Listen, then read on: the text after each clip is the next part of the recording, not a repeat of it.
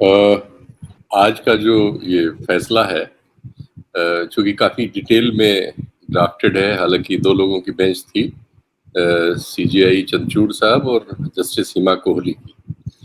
लेकिन चंद्रचूड़ साहब ने इसको ड्राफ्ट किया है, लिखा उन्होंने ही है।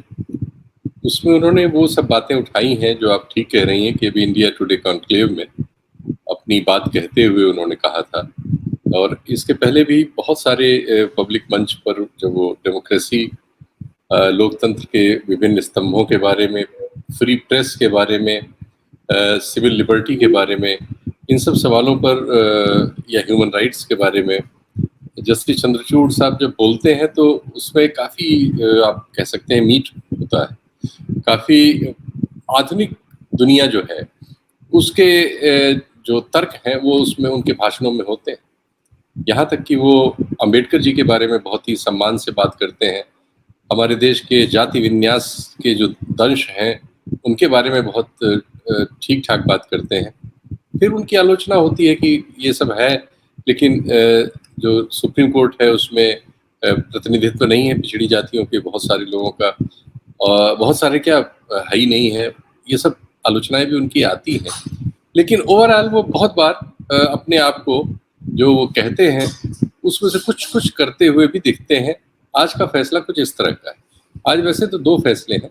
एक और भी था कि जो सारे दलों के लोगों ने मिलके ईडी और सीबीआई के खिलाफ एक पिटीशन डाली थी, वो तो वापस कर दी सुप्रीम कोर्ट ने। ऐसा नहीं है कि सरकार को एकदम नुकसान ही हुआ, सरकार के सामने 2 फैसले थे। ये फैसले में पिछले साल स्टे मिला हुआ था इस पार्टी को और इसका चैनल चल रहा था।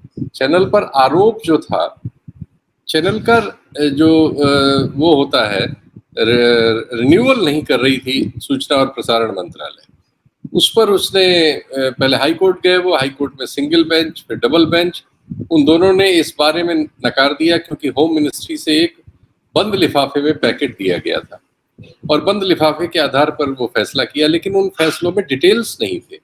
आज अपना फैसला करते हुए चंद्रचूड़ साहब ने हाई कोर्ट वगैरह को, पर्टिकुलरली इस फैसले में जो संबंधित हाई कोर्ट है उसको बड़ी लताड़ लगाई है और कहा कि आपने ये जो फैसला इतना बड़ा ले लिया बंद लिफाफा देख के, उसके बारे में कुछ लिखा तो है नहीं, आप इस नतीजे पे पहुंचे कैसे। और फिर जब यहाँ बहस हुई तो उन्होंने पाया कि सिर्फ इतनी सी बात रखी गई कि जो जमाते इस्लामी है भारत में, जो प्रतिबंधित नहीं है अभी तक, कि कुछ लोग उसके शेयर होल्डर हैं इस चैनल के जो जमाते इस्लामी से संबंधित। सर, इतनी सी बात। सर, जमात इस्लामी के साथ एक इम्पोर्टेंट इन्फॉर्मेशन है जो मुझे याद आ रही है अपने रिपोर्ट के साथ। जब इंदिरा गांधी प्राइम मिनिस्टर थी, उन्होंने आरएसएस और जमात इस्लामी दोनों ही को कम्युनल संस्था बोलते हुए बैन किया था। तो अगर उस वाले राडार पे ले जाते हैं तो दोनों चीजें जाती है। हाँ, नहीं, दोनों ही क्या किया था और दोनों कोर्ट से बरी हो गए थे, दोनों कोर्ट्स ने उनको रिलीज भी कर दिया था। तो एनीवे, जमात इस्लामी जो है वो प्रतिबंधित नहीं है, फिलहाल की स्थिति है। पीएफआई पे अभी प्रतिबंध लगा है, कुछ दिनों पहले की बात है जब उन्होंने उस पर रोक लगाई। तो उन्होंने यही कहा कि जो एक प्रतिबंधित संस्था नहीं है उसका सदस्य होने या उसका समर्थक होने, और इस वजह से जहां भी वो शेयर खरीदेगा उसमें कोई षड्यंत्र ढूंढ लेना, इसको कैसे तर्क दिया जा सकता है। कैसे आप इस बात को राष्ट्रीय सुरक्षा से जोड़ देते हैं और राष्ट्रीय सुरक्षा को इतना ढीला ढाला कैसे कर सकते हैं। ये जरूरी सवाल थे जो उस फैसले में उन्होंने उठाए। लेकिन आप देखिए कि उसमें और भी दूसरी बड़ी बातें हैं जो पर्दे के पीछे हैं, जो ज्यादा बड़ी हैं।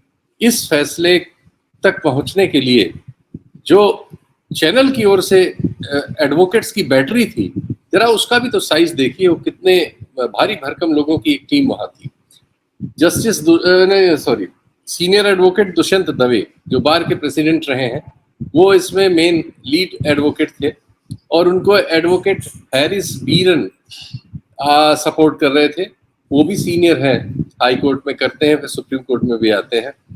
और उसके बाद सीनियर एडवोकेट हुजैफा अहमदी जो संपादक की ओर से थे, और सीनियर एडवोकेट मुकुल रोहतगी जो आप जानते ही हैं कि देश में एक बार वो एसजी रह चुके हैं, वो जो है वो KUWJ, इसमें Kerala union of working journalist भी पार्टी था, उसकी ओर से थे।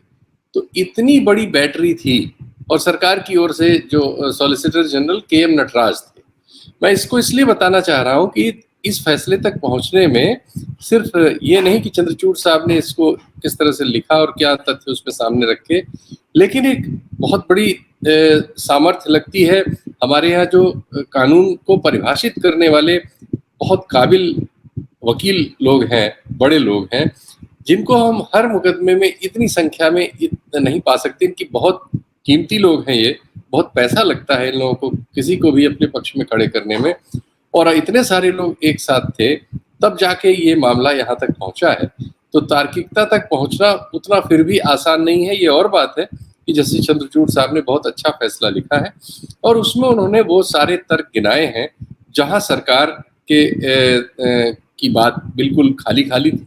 उन्होंने बताया कि सरकार ने कोई ऐसे मटेरियल हमारे सामने नहीं रखा जिसमें इस बात को कहीं से भी प्रमाणित किया जा सके कि सरकार ने जो कहा है कि ये इससे राष्ट्रीय सुरक्षा को खतरा है, तो वो खतरा क्यों और कहां से है, ऐसा कोई मटेरियल सामने नहीं रखा। सिर्फ ये कह दिया कि ये ABCD 4 लोग या 10 लोग ये जमायत इस्लामी से संबद्ध हैं, ये वो लोग हैं जो क्या नाम इसमें शेयर खरीद रखे हैं इस कंपनी में जिन लोगों ने।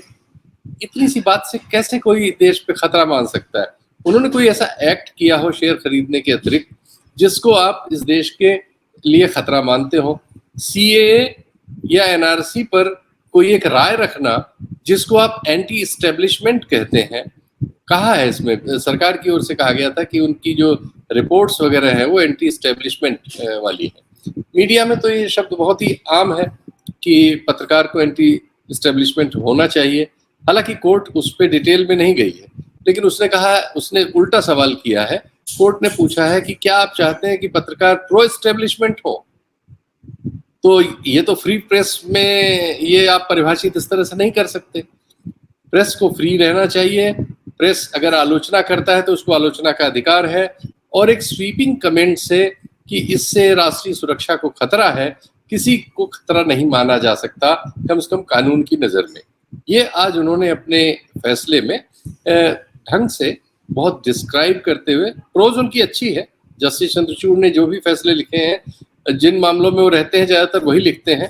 प्रोज उनकी बहुत अच्छी है, बहुत क्लियर रहती है, और इस मामले में बहुत ढंग का ऑर्डर है, और ये नीचे की अदालतों के लिए एक नजीर बनेगा। लेकिन अब यही है कि इसके बाद के दूसरे फैसले भी सुप्रीम कोर्ट से अगर इसी धारा के इसी काबिलियत से आएंगे तो ये लोकतंत्र के लिए एक शुभ संकेत जो आज तैयार हुआ है वो कायम रहेगा। और जो आपने शंका व्यक्त की कि 2024 के चुनाव से पहले इलेक्ट्रॉनिक मीडिया वगैरह पर और इस तरह सोशल मीडिया प्लेटफॉर्म्स वगैरह पर, यूट्यूब चैनलों वगैरह पर जो एक खतरा सा मंडराया हुआ है, उस पे आप कह सकती हैं कि जस्टिस चंद्रचूड़ के रहते उसे उतना डरने की जरूरत नहीं। और आप हमसे जुड़े रहने के लिए सब्सक्राइब करें YouTube पर, फॉलो करें Twitter पर और लाइक करें Facebook पर। और ज्यादा जानकारी के लिए आपको टाइप करना होगा सिर्फ न्यूज़ नशा।